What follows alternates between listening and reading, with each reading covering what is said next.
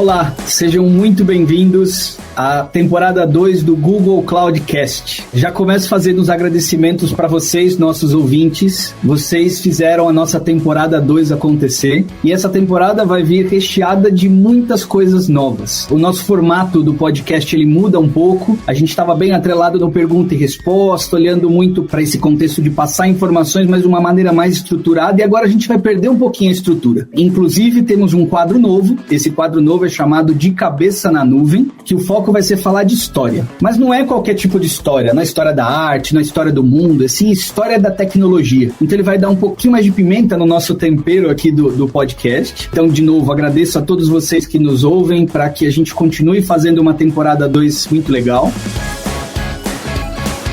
Meu nome é Daniel Leite, eu sou executivo de vendas do Google Cloud, sou um dos hosts, e essa é a novidade que a gente tem também, sou um dos hosts aqui do nosso Google Cloudcast, e já chamo agora o segundo host que vai apresentar comigo, o meu parceiro Marcelinho, para que ele se apresente e fale um pouquinho também dele. Marcelo, por favor. Oi, Dani, é um prazer estar aqui junto com vocês. Queria estender de novo os agradecimentos que o Dani fez no início. Se não fosse todo o trabalho de vocês escutando o nosso podcast da primeira temporada, a gente não estaria aqui com a segunda. Então, muito obrigado a todos os ouvintes que estão aí nos parabenizando com o tempo de vocês. E eu sou Marcelo Gomes, trabalho como Customer Engineer, ou seja, eu sou engenheiro que trabalha na plataforma de Google Cloud aqui com os nossos clientes. E estou aqui para conseguir trabalhar em parceria aqui com o Dani para a gente poder fazer um bate-papo mais descolado e a gente poder entrevistar todos os nossos colaboradores, todos os nossos clientes e parceiros que vão entrar para fazer esse podcast junto com a gente. E tem um ponto muito bacana, a gente tem um cenário novo também que vocês vão poder interagir, mandar então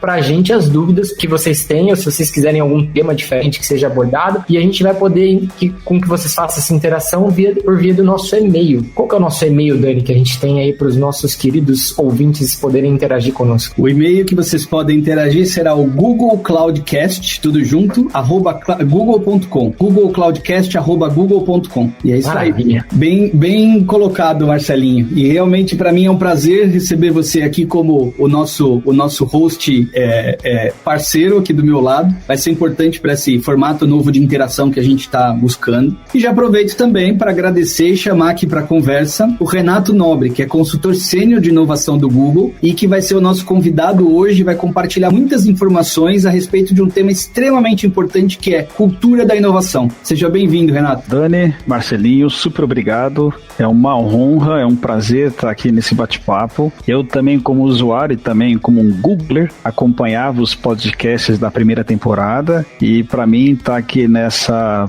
primeiro episódio dessa nova versão, para mim é uma honra e um prazer ainda maior de estar conversando aqui sobre esse tema, que é um tema muito bom, que é sobre cultura de inovação, sobre inovação de forma geral, o que a gente tem visto. Então, estou muito contente, muito animado aqui nesse bate-papo que a gente vai ter aqui nesses próximos períodos. Muito obrigado. Obrigado você, Renato. Prazer é todo nosso. E aí, já caindo um pouquinho de cabeça do que a gente quer conversar aqui com vocês hoje, o tema a gente já falou algumas vezes, então cultura de inovação. E qual que é a ideia, né? As empresas, elas estão no momento de enfrentar mudanças e desafios sem precedentes, e isso se dá não só o fato mais recente agora, né, de um ano e meio para cá, que foi a pandemia, mas também uma combinação de condições naturais, artificiais, inovação em si, para melhorar modelos de negócio, e aí faz com que as empresas, as organizações, elas tenham que repensar as ferramentas, as tecnologias que elas utilizam, os locais onde elas precisam estar para crescer, para inovar, isso é extremamente importante. Fato é, não se alcança uma vantagem competitiva contínua apenas com a tecnologia. A gente tem uma máxima lá que vem da temporada 1 e a gente vai usar bastante isso aqui, que é tudo é sobre pessoas. No final, a gente fala de ferramentas, fala de soluções, de tecnologia em si, mas também as pessoas permeiam e fazem com que a tecnologia cresça dentro de uma organização, dentro de uma empresa ou de um contexto de negócio. Para que a empresa se torne realmente mais inovadora, é necessário, com certeza, repensar como as pessoas, as estruturas e os processos vão interagir no dia a dia. Esse é o ponto focal onde a gente olha para a cultura organizacional. Então, as equipes com as quais as empresas vão contar para fazer a criação, para desenvolver novos sistemas, novos processos, elas têm que estar engajadas, elas precisam ampliar sua capacidade de produção e, claro, manter o olhar sempre no futuro, porque porque se a empresa não inova, vem sempre um concorrente que talvez passe na frente. Isso não é bom para ninguém, certo, Marcelinha? Com certeza, Dani. A gente trabalha sempre com um contexto de permitir falhas dentro do cenário, que é uma base do que a gente tem aí como modelo do SRE, né? Que é a gente poder permitir com que as pessoas errem e, em cima daquilo, fazer as evoluções, a gente conseguir crescer em cima disso. Então, não é incomum a gente escutar as pessoas falar, eu não conheço sobre isso, eu não sei sobre determinado assunto, e a gente conseguir realmente desenvolver ou verificar alguma coisa que foi testada e não funcionou, e a gente conseguir interar sobre aquilo. Então, a gente conseguir realmente crescer, sempre tendo o quê? A cultura como base, né? A gente ter a cultura como a base do nosso processo aí que a gente vai fazer de transformação. A gente tem vários contextos onde a gente consegue colaborar dentro da companhia. Então, nós aqui como um time, a gente trabalha em alguns projetos até juntos, eu, o Dani, o próprio Renato, então a gente conseguir realmente fazer com que a cultura seja um cenário diferencial, onde a gente não tenha aí, a gente possa trabalhar como uma equipe e somar realmente o conhecimento que cada um tenha para poder realizar o resultado que a gente busca obter, né, dentro desse contexto de inovação, né? Acho que seria bem nessa linha para a gente poder realmente promover essa questão de satisfação dentro do trabalho, pensado sempre na base que a gente tem com relação à cultura. É isso aí. Renato, eu te puxo aqui para a conversa. Eu sei que esse tema é bem amplo. Sim, é o nosso dia a dia, na verdade, todas as organizações, o meu especificamente está para ajudar os clientes nos seus projetos de inovação, às vezes descobrir e fomentar essa descoberta, esse surgimento das novas ideias, ou quando um cliente tem uma ideia e precisa acelerar, precisa tangibilizar. No mercado de inovação, a pessoa fala, estou cheio de iniciativa, mas falta a famosa acabativa, né? Como que eu entrego, como que eu tangibilizo parte dessas ideias que tiveram. Estou no mercado corporativo há 20 anos, nos últimos 10 eu também participo do mercado acadêmico. Dei aula, fiz mestrado sobre o assunto, e eu acabo indo por uma linha, muitas vezes acadêmica. Aí um amigo meu falou assim, cultura é o que a gente topa fazer junto. Então, se a gente tem uma missão, né, como a gente sabe, a missão do Google, organizar a informação do mundo e transformá-la acessível e útil, é topar fazer isso algo junto. Mas eu vou comentar alguns pontos aqui que eu acho que talvez sejam relevantes sobre essa cultura organizacional, mas que isso impacte o processo de inovação. Você colocou um pouquinho, Dani, sobre mudança, né, sobre um mercado cada vez mais incerto. A gente sabe, percebeu, né, nas nossas vidas empresariais, né, profissionais e pessoais, que o ano de 2020 foi marcado por mudanças muito radicais, né, que abalaram completamente tanto as empresas, né, e a sociedade. Então, setores inteiros foram redefinidos, os orçamentos das organizações para até os próprios projetos de inovação sofreram, assim, mudanças drásticas, né, aquilo que, vou entregar um projeto de inovação no próximo trimestre, é algo que teve que trabalhar, por exemplo, redução de custo, tive que, de repente, conseguir um varejo que trabalhava muito de uma forma offline, com a loja física, eu tenho que passar a vender de uma forma digital e às vezes nem espaço físico para o estoque digital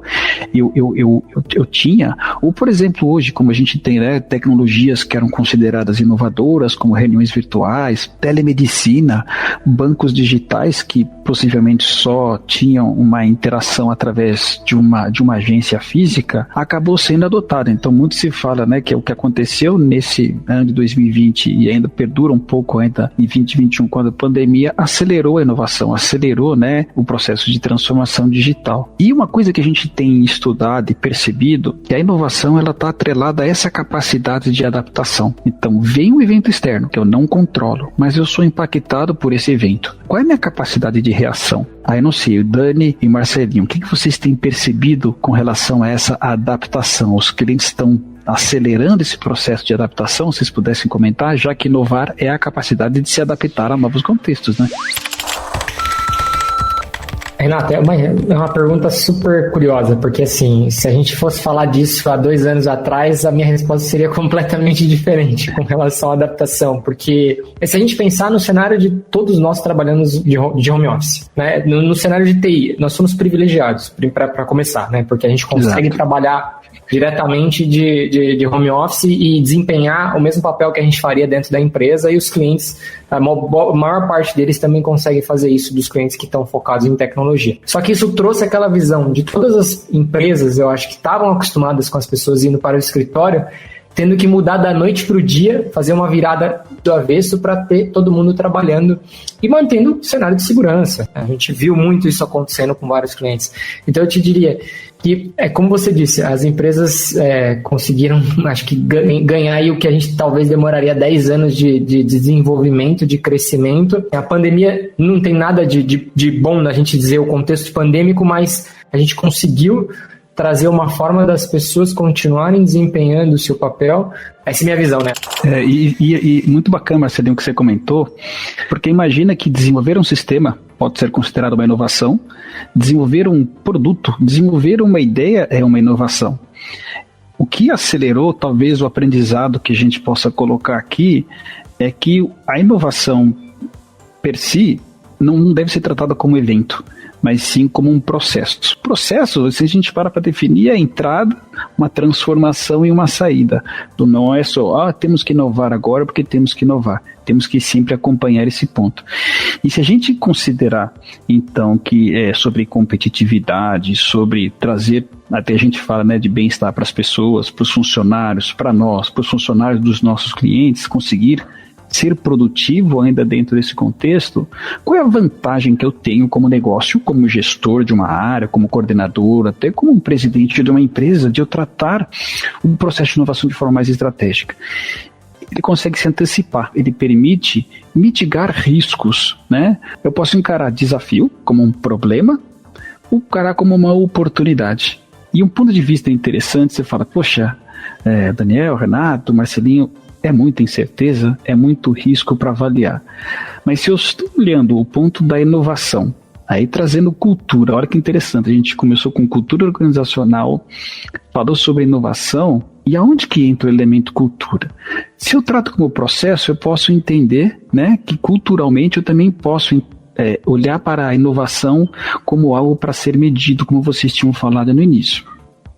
Então a boa notícia é que existe sim práticas de culturas organizacionais voltadas à inovação, existem práticas de inovação, né? Então isso é uma boa notícia para dizer, existem medidas, ações, estratégias que qualquer empresa, independente do tamanho. Tem alguns autores, aí eu vou colocar um pouco de vista aqui, né, minha experiência acadêmica, que falam que existem algumas dimensões que servem para descrever essa cultura organizacional. Então vários autores olharam dizendo assim, o que é uma cultura organizacional? Né? De maneira popular eu posso dizer que é o que a gente topa fazer junto, e aí, no ponto de vista mais clássico, ela tem alguns elementos, e existem alguns desses elementos que impactam melhor na questão do processo de inovação, uma empresa ser mais inovativa, que eu posso levar novos produtos para o mercado, novos serviços, mudar processo, porque não necessariamente inovação é levar novos produtos. Eu posso pegar um produto que eu já vendia e vender por um canal diferente. E a gente diz que a liderança é a gestão da empresa que direciona a cultura. Às vezes sim, às vezes não, porque tem um autor que fala que cultura é sobre mensagens e gestão de culturas é sobre gestão de mensagens, com esses reforços que no dia a dia a gente percebe, não só aquilo lá que está escrito de missão, visão e valores, né? Então esse autor, eles comentam assim, quais são as principais dessas dimensões? Visão estratégica, missão, foco no cliente, que em geral o cliente é um ambiente externo, né? Eu não controlo o cliente, mas eu posso impactá-lo, meios para alcançar esses objetivos, processos de gestão, necessidades e objetivo dos colaboradores. E olha que interessante aqui, Marcelinho, relacionamentos interpessoais, né? Então, a gente costuma dizer que inovação é esporte coletivo. Então, se a gente está falando que a gente está criando para pessoas, criando com as pessoas. Por isso que a gente fala em inovação, a gente fala em cocriação, em criar de forma conjunta, dentro, né, da nossa empresa, mas muito mais do que dentro são com os nossos parceiros. Qual é o principal parceiro de qualquer organização? O próprio cliente, né? Então esse aqui é um ponto de vista que eu acho assim interessante. Não sei se vocês querem comentar alguma experiência de vocês, porque agora eu vou entrar em cada um desses pontos e a gente pode ir refletindo aqui sobre esses elementos. Então, Daniel, por favor, se puder trazer aqui um pouco da sua experiência.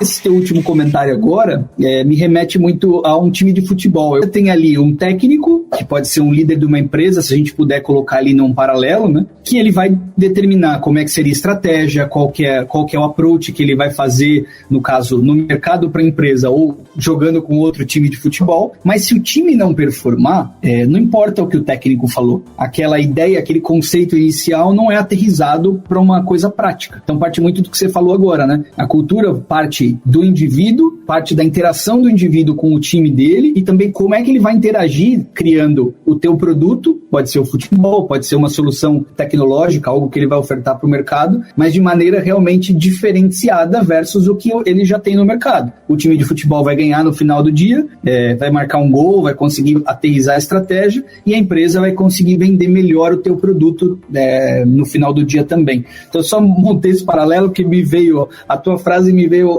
justamente essa comparação com a organização de um time de futebol que é muito simplista, mas também ressalta isso. Mas Dani, é muito legal. Então olha, interessante, né? A empresa, a cultura é formada por pessoas, indivíduos, mas a forma como a gente olha a organização como se fosse uma entidade só, ela retroage sobre o comportamento de cada um. Então esse é um ponto de vista interessante que a gente fala quando a gente fala de cultura de inovação, né? A criatividade individual e a criatividade coletiva. E aí quando eu estava comentando sobre aqueles autores, eles falaram assim, quais são os determinantes da cultura organizacional que influencia na criatividade e no processo de inovação. O primeiro deles é a estratégia, que é o que a gente sabe, composta por visão e missão. Mas tem um item aqui que ele chama de intencionalidade. Qual é a intenção da organização? E é muito interessante a gente perceber nos nossos clientes, perguntar qual é o propósito da organização. Será que esse propósito move empresas, move todos os colaboradores para entregar debaixo desse propósito? E também se a inovação é uma intenção declarada como pilar estratégico da liderança, né? A gente tem cada vez mais organizações mais horizontais e líder pode às vezes até ser um propósito da companhia, não necessariamente uma pessoa, né? Um gestor que é um líder que inspira. Então, se eu olhar para a declaração, missão, visão, valores, não tem a palavra inovação, ou a gente não percebe isso no dia a dia, então isso é um elemento que esses autores colocaram que é um elemento importante. O segundo é estrutura, flexibilidade, liberdade, autonomia, empoderamento de um processo de tomada de decisão, equipes cooperativas que a gente falou, né, que o futebol, quando você comentou, Dani, é um processo, né, um esporte coletivo, e essa intenção de grupo. O que a gente tem percebido, por exemplo, é que os projetos de inovação, não, isso aqui é com a equipe de inovação, não, isso aqui é com a equipe que entrega. Então não existe muitas vezes essa divisão entre time de inovação e time que faz, em geral, a sustentação. E uma coisa que eu percebi também quando eu fui estudar academicamente no mestrado, e vocês falaram sobre contribuição, essa contribuição é uma forma de reconhecimento daquilo que a gente faz, né? Então, contribuir com uma ideia, aí o Marcelinho contribui com uma ideia sobre a minha ideia, e aí você, Dani, contribui com outra ideia. Então, acaba que 1 mais 1 mais 1 é muito maior que 3, né? Então, e essa estrutura para fomentar algo que é bastante importante. Então, existem equipes que são criados para atender um objetivo.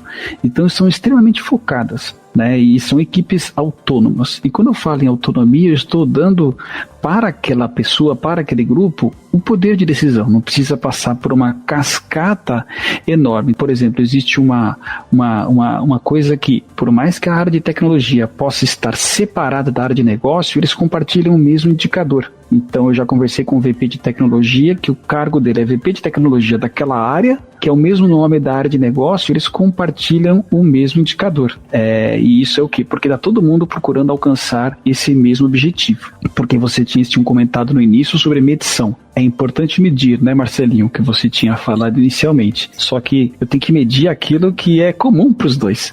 A minha função é sustentar sistema e a minha é entrar pedido de forma online, né? Então, se você quiser comentar, eu acho que ter esse mesmo norte, isso faz diferença, né?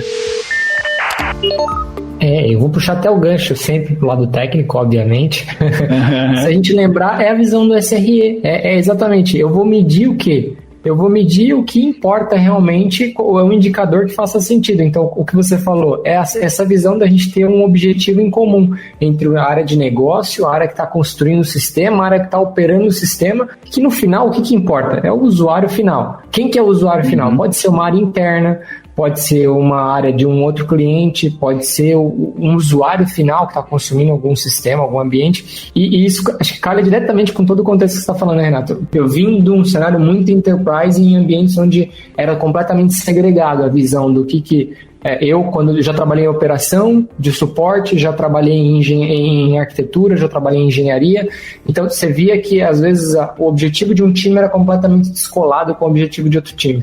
E quando você traz essa visão num nível executivo onde um CIO tem o mesmo objetivo que um CTO, com um CFO ou com um CISO, e eles conseguem compartilhar mesma visão de entrega para aquilo que eles se propõem a fazer, aí difere da área, se é uma área de tecnologia ou uma área basicamente de bens de consumo, qualquer que seja a torre, como você falou, né? A gente falava muito no profissional que tinha múltiplas capacidades, hoje a gente está falando de empresas tendo múltiplas especialidades e múltiplas torres de atuação. Então eu acho que é uma questão da gente unificando as coisas, né? Acho que com o passar do nosso ciclo, a gente está num pico aí. E Marcelinho, olha que interessante. Então, flexibilidade, liberdade, autonomia, empoderamento, equipes cooperativas e intenção como grupo. A intenção vem desde lá do propósito, né? Que, em geral, a empresa, quando nasceu para melhorar a vida de alguém em algum contexto, descobrir esse porquê.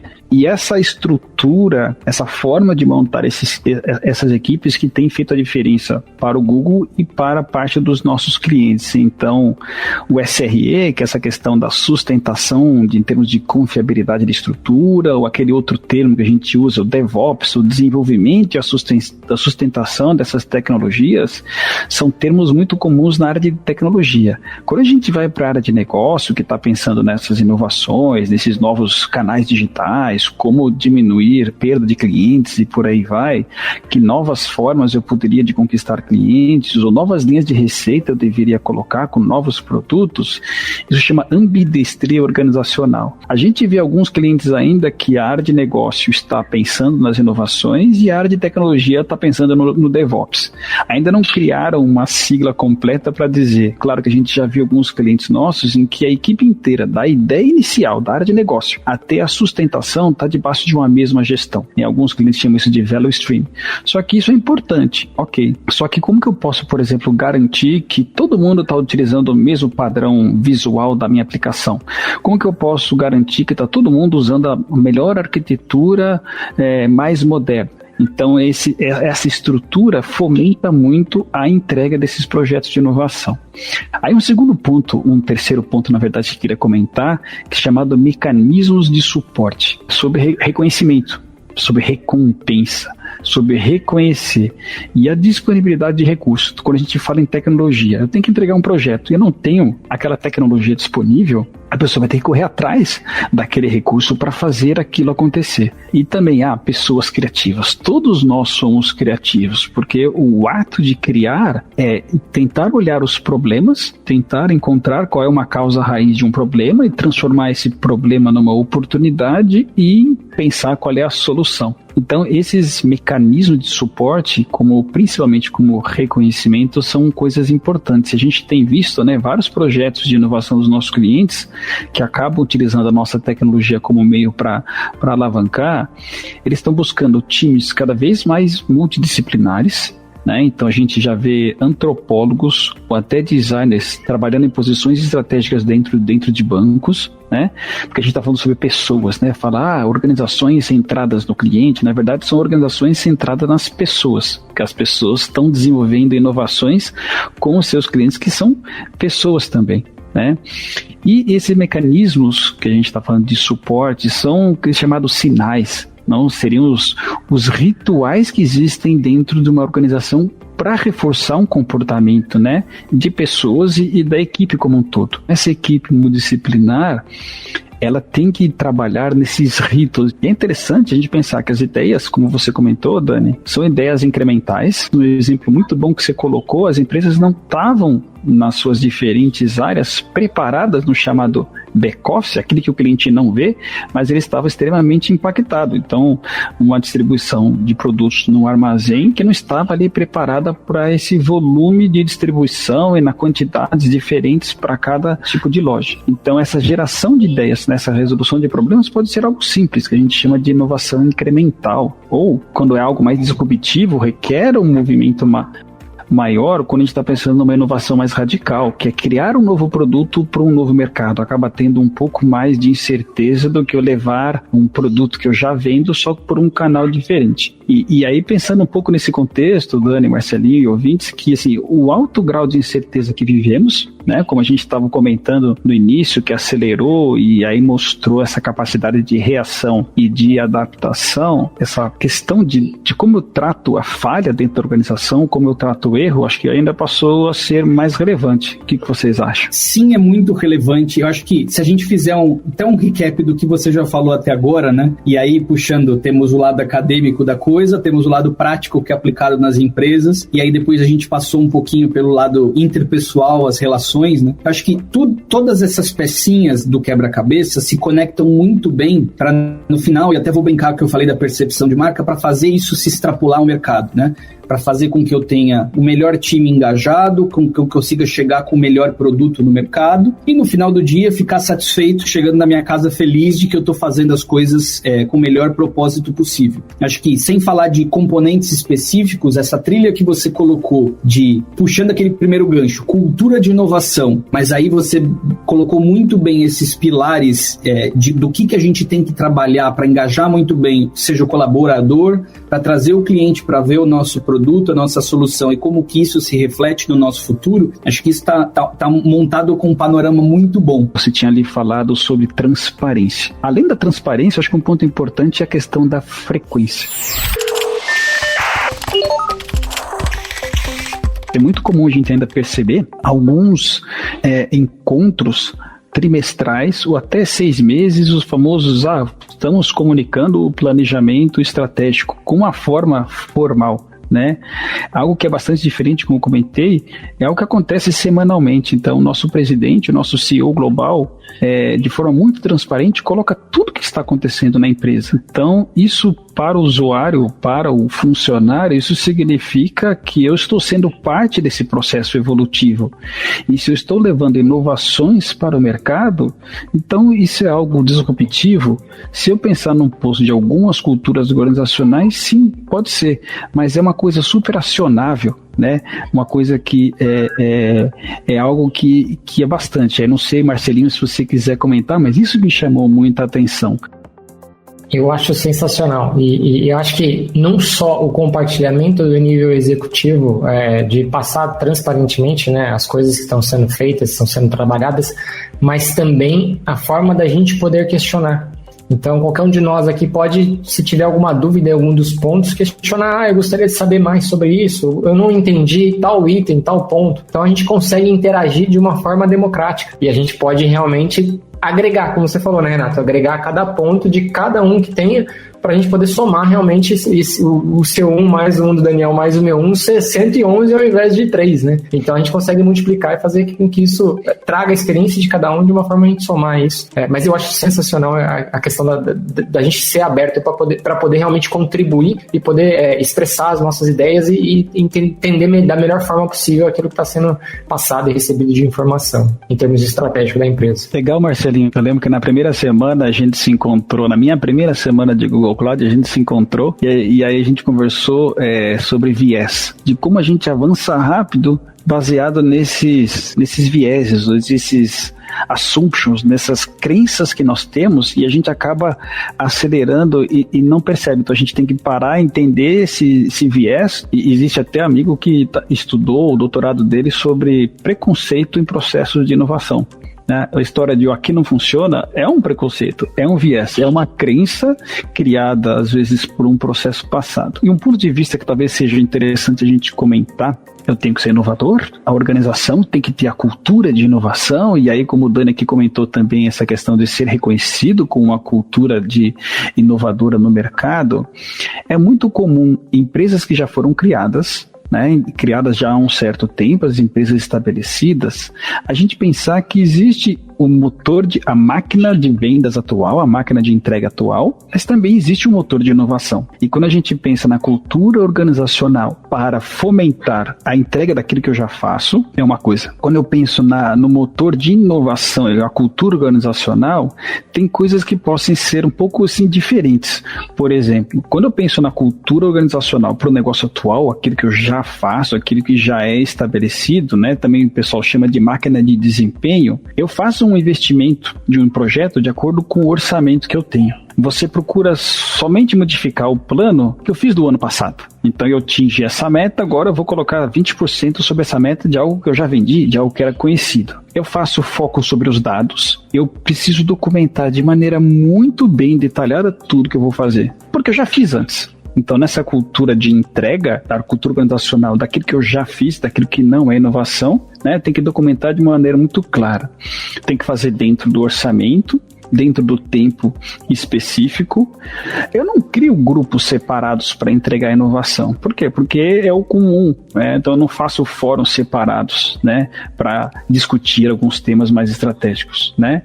Eu faço a entrega dos resultados dentro de um plano, procuro analisar, né, de forma total, não faço tantas revisões desse plano e faço a minha avaliação baseada em resultados. Então essa é uma cultura organizacional para a máquina de desempenho, para a forma como a empresa já entrega aquilo que ela já conhece. E a gente estava falando no começo, né? Que inovação. E aí o Dani comentou, é criar algo novo. Esse algo novo pode ser uma nova empresa, uma spin-off, pode ser um novo produto, serviço digital e a pessoa só vendia esse produto, ela pode entrar no mercado completamente diferente. Agora, se eu pensar então nesse processo de inovação, nessa cultura que a gente estava falando, qual é a cultura organizacional que a gente colocou os diferentes elementos para esse motor de inovação? Então eu tenho que investir em planejamento e execução desse planejamento de forma contínua, né? Eu crio um scorecard, uma forma de medir progresso, porque se eu estou vendendo algo que o mercado ainda não fez, eu não consigo medir por indicador de performance logo no começo vendas, mas eu tenho que medir progresso, por exemplo, de adoção. A gente está falando sobre viés, eu tenho que discutir dados e premissas. Será que o cliente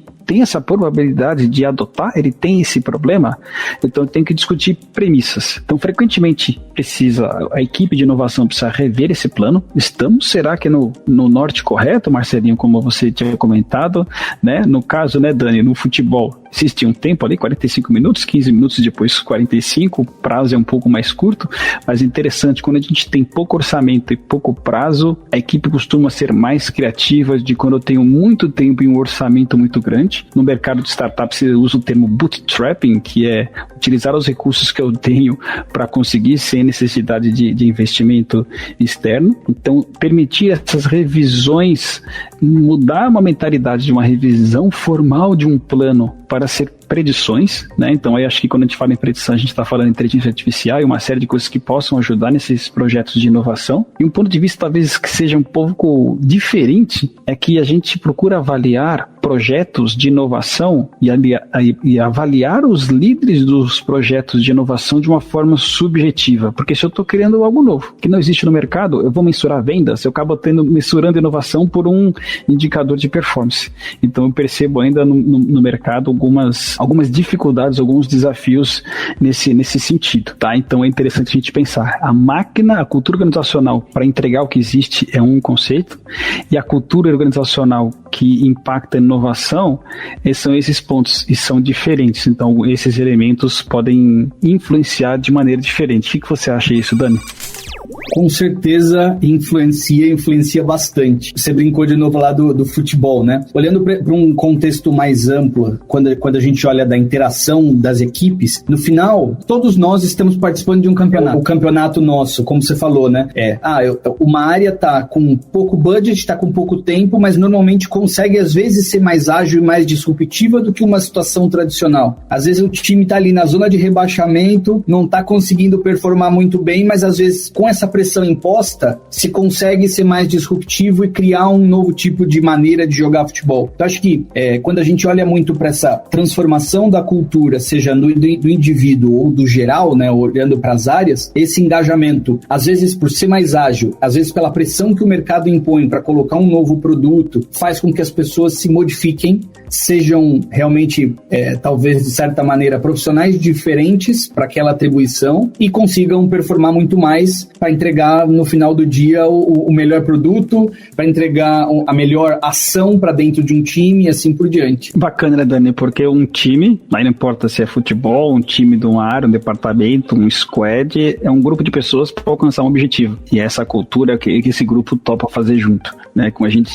tinha falado logo no começo.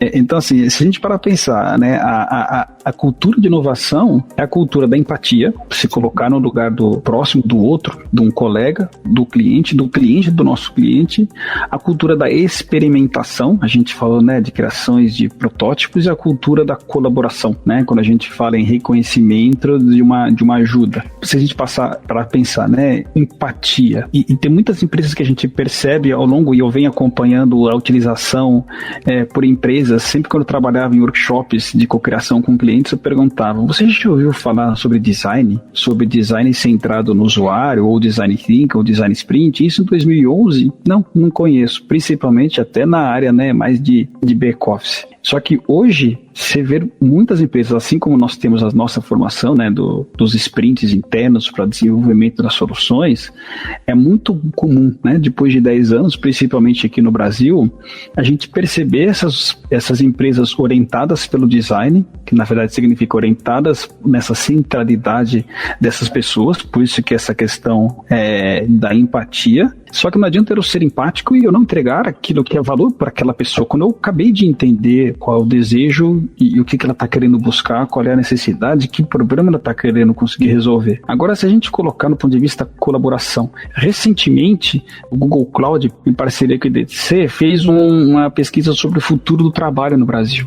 Então foi uma pesquisa fantástica e foi perguntado para um conjunto grande, né, quase 1.000 entrevistados, para definir de forma espontânea o significado dessa palavra colaboração. 3% mencionaram compartilhar, 8% mencionaram que é o ato de contribuir. Teve resposta, 98% comentou que é ajudar. Olha que interessante. Então, sobre colaboração é sobre ajuda.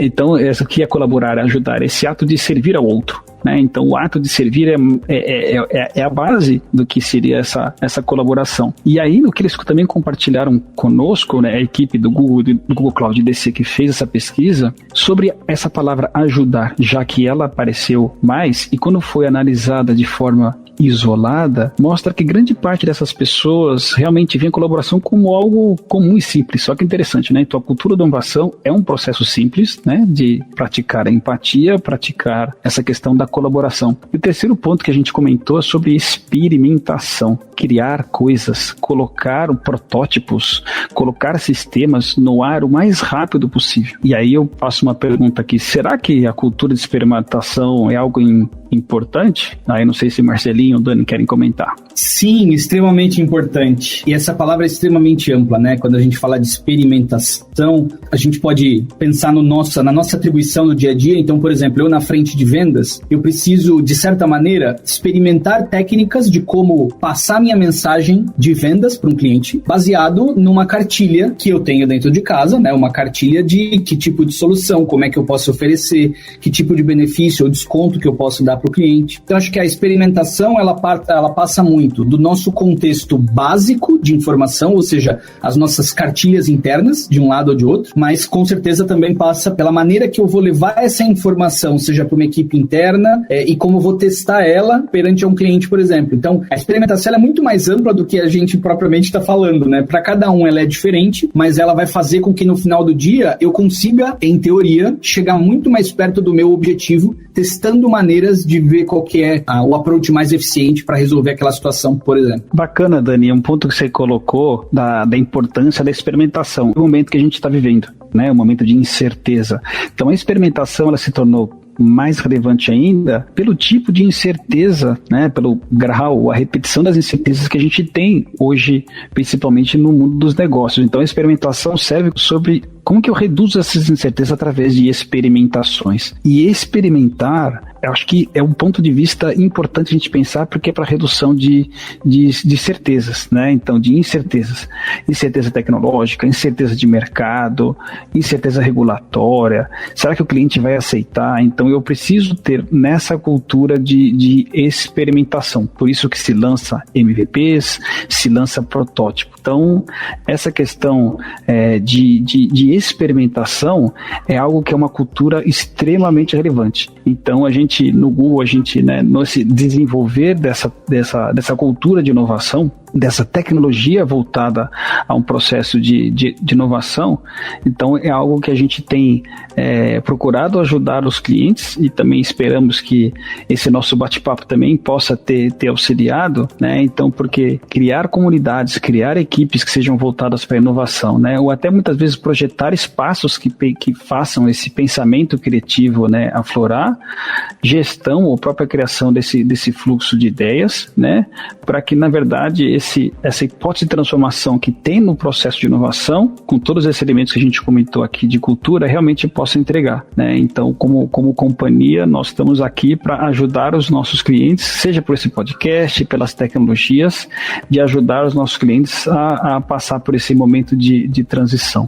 Então, um pouco disso que a gente teve a ideia aqui de compartilhar de uma forma bastante aberta e bate-papo sobre experimentação, sobre colaboração, sobre empatia, sobre esses elementos que formam a cultura e que são replicáveis e que qualquer empresa se implementa, né? Porque o Marcelinho comentou ali que a cultura tem que ser desenvolvida, ela tem que ser fomentada e reavaliada constantemente, né? Sensacional. Maravilhoso a maneira que você colocou as ideias. Acho que Marcelinho compartilha da mesma ideia que eu. Para o nosso primeiro episódio, já estamos riquíssimos aqui com informações, certo, Marcelinho? Com certeza, muito ricos. Renato, obrigado. E agora vamos agradecer o Renato aí, né, por essa participação ilustre.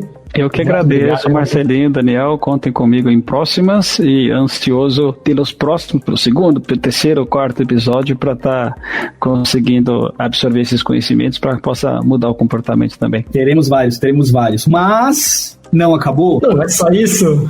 Não é só isso. Eu falei lá no início que a gente tem um quadro novo chamado De Cabeça na Nuvem. De Cabeça na Nuvem.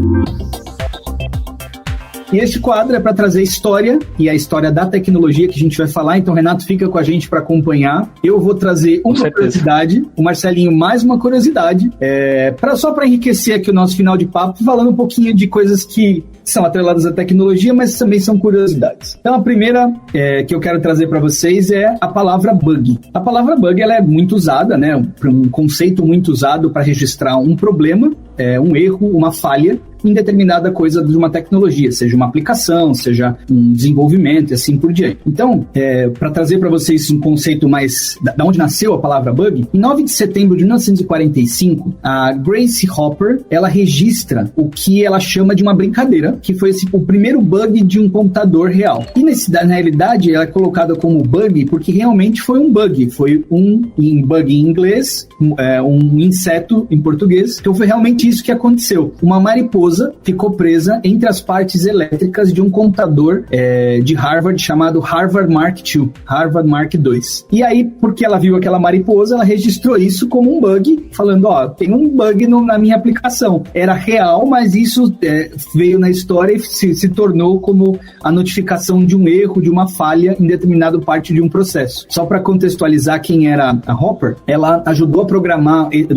tanto o computador Harvard Mark I quanto o Harvard Mark II, que foram computadores extremamente potentes para a época. Trabalhava direto com um professor chamado Howard Aiken. Ela trabalhou incansavelmente no desenvolvimento desses computadores, um meio de programação bem inventiva, né? Depois de Harvard, ela ainda trabalha como um fabricante de computador chamado Remington Rand. Nossa, cada nome bonito, né? A gente fala aqui só trazendo cultura. E que desenvolveu um conceito que hoje é considerado como um dos primeiros compiladores que existiram. 0, o A0. Ela também serviu o Comitê de Desenvolvimento do COBOL, que você, tanto o Renato quanto o Marcelinho, devem conhecer muito bem. Eu aprendi lá na faculdade, né, que é uma linguagem de programação que é amplamente adotada, ainda existe nos dias de hoje, como um desenvolvimento de aplicativos de negócio, muito no setor financeiro, né? Também ainda foi nomeada Fellow do Computer History Museum em 1987. Ela foi uma figura extremamente relevante no mundo da computação. E aí, o último fato legal, em 2020, o Google Cloud anunciou um cabo, uma conexão privada nossa, um cabo de comunicações transatlânticas que vai conectar os Estados Unidos, na região de Nova York, com o Reino Unido, com uma região de Bud, e a Espanha com Bilbao. Esse cabo, essa linha de comunicação vai ter o nome da nossa querida Grace, vai chamar-se Grace Hopper, em homenagem à cientista, e o projeto deve entrar no ar em 2022. Então aí a primeira curiosidade. Marcelinha, contigo. Legal, né? Saber de onde veio o bug. E agora eu vou falar um pouquinho sobre organização da informação. Bom, a gente não pode falar disso sem deixar de lembrar do cenário de Google, né? Quando a gente fala de Google, a gente sempre pensa em organização da informação, como o próprio Renato falou da nossa missão dos valores. Mas trazendo um pouquinho de história sobre isso, o belga chamado Paul Otlet, ele tinha um objetivo modesto: coletar, organizar e compartilhar todo o conhecimento com o mundo. E o Otlet co-criou um grande mecanismo de busca no início do século XX e ficou conhecido como um dos fundadores da documentação. Então, ao lado de Henri Lafontaine, ele publicou seu esquema em 1904 como a Classificação Decimal Universal, que seria a sigla UDC, né, do inglês. Ele divide todo o conhecimento em 9 categorias. E tem uma 10ª ainda aberta para expansão. Mas seria categorias como linguística, literatura, matemática, ciências naturais. E elas são subdivididas em 70 mil subdivisões. Ou seja, uma categorização extremamente grande e complexa. E isso tornou possível classificar materiais bibliográficos de biblioteca em um nível de detalhe super fino. Então ele foi atualizado e traduzido para 50 idiomas. E essa classificação decimal universal, né, o DC, ainda é amplamente usado hoje em 130 países. E ele ofereceu uma grande visão, um centro que mantinha todas as informações do mundo de forma organizada e acessível. Em 1910, o Otlet e o Lafontaine, eles propuseram estabelecer essa cidade do conhecimento, que eles chamaram de Mundaneum. Esse é o nome, um nome super interessante. E para tornar o Mundaneum tão significativo quanto seus fundadores sonharam, o Otlet teve que armazenar e acessar uma grande quantidade de dados. O armazenamento de cópias impressas ele avançou lá em 1876, quando o bibliotecário americano o Melvin Dewey ele publicou o sistema decimal de Dewey. Então, fichas de papel também foram utilizadas para fazer uma padronização e catalogar o que se tornou aí o que a gente chama de cartão central, né, dentro desse sistema. E com o objetivo de capturar todos os livros já publicados, o Mundaneum ele armazenou dados bibliográficos de livros sobre o UDC, junto com artigos de revistas, imagens e muito mais de 15 milhões de cartões amontoados em gavetas organizadas. E esses catálogos cheios de papel apoiavam um serviço de pesquisa do tipo pergunte-nos qualquer coisa. Então, imagina, por uma pequena taxa os usuários podiam telegrafar perguntas para o Mundaneum, mas o formato volumoso de cópia impressa era difícil de copiar e compartilhar, então eles acabavam utilizando dessa forma. E essa fonte é do Computer History Museum, né? É uma das fontes de origem desse dado sobre o início da organização da informação, como a gente tem disponível aí.